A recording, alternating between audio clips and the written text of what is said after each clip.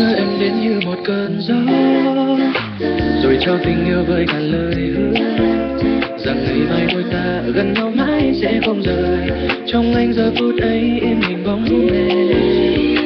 rồi những năm tháng êm đềm hạnh phúc